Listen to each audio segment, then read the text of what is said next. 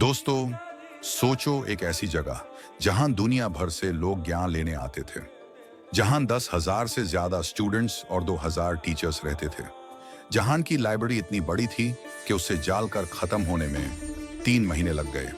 हाँ, आज हम बात करने वाले हैं नालंदा यूनिवर्सिटी की ह्यूमन हिस्ट्री का सबसे बड़ा ज्ञान का केंद्र, और साथ ही एक ऐसी कहानी जो दर्द देती है, गुस्सा दिलाती है और हमारे गौरवशाली इतिहास की याद दिलाती है। चलिए शुरू करते हैं।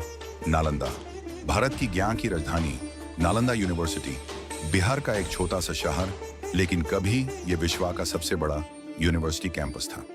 इसका शुभ आरंभ हुआ 5वीं शताब्दी में गुप्ता डायनेस्टी के समय, और यहाँ पढ़ते थे लोग चाइना से लेके कोरिया, जापान, तिब्बत, श्रीलंका और ग्रीस तक से। एक समय था जब दुनिया भारत को कहती थी लैंड ऑफ नॉलेज, और नालंदा उसका सबसे बड़ा प्रमाण था। What was inside Nalanda? Nalanda एक यूनिवर्सिटी नहीं, एक प्योर सिटी थी। यहाँ था 9 स्टोरी लाइब्रेरी, 300 से अधिक classrooms, meditation halls, astronomy labs, रसायन, केमिस्ट्री, रिसर्च, आयुर्वेदा और surgery training observatories for space study. यहाँ के स्कॉलर्स एस्ट्रोनॉमी से लेकर मैथ्स, लिटरेचर, मेडिसिन, फिलॉसफी हर फील्ड में माहिर थे। चाइनीज स्कॉलर शुआनजंग ने लिखा था, यहाँ के स्टूडेंट्स को एंट्री मिलना यूपीएससी से भी मुश्किल था, इसलिए वर्ल्ड भर के किंग्स अपने स्टूडेंट्स यहाँ भेजते थे। The day of destruction. लेकिन दोस्तों, हर कहानी परफेक्ट नहीं होती। 1163 एक ऐसी तारीख जिसे भारत कभी नहीं भूल सकता। टर्क इन्वेडर बख्तियार खिलजी बिहार पहुंचा। उसने सुना कि नालंदा में पावरफुल इंटेलेक्चुअल्स रहते हैं और यूं से ज्ञान से डर लगता था। एक अनपढ़ तलवार और साथ में एक डर कि कहीं ज्ञान दुनिया को आजाद सोच ना दे दे। उसने ऑर्डर दिया, नालंदा को जला दो। थाउजेंड्स मंक्स को मार दिया गया, स्टूडेंट्स को जिंदा अग्नि में डाल दिया गया और लाइब्रेरी को आग लगा दी गई। The library that burned for 3 months।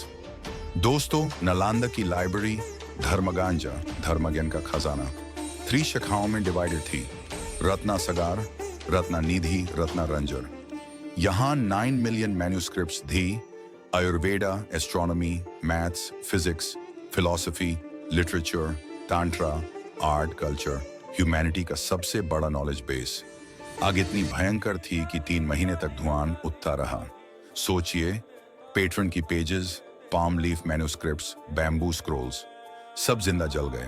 सिर्फ किताबें नहीं जल रही थी, भारत का गौरव जल रहा था, मानव सभ्यता का ज्ञान जल रहा था।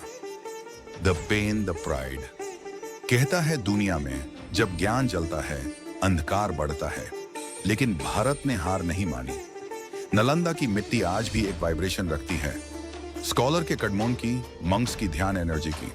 और जानते हो, जब एक्सकवेशन हुआ तो वहां से मिले स्कॉलर्स के tools, study halls, meditation rooms, और आखिरकार सच सामने आया, भारत कभी बैकवर्ड नहीं था।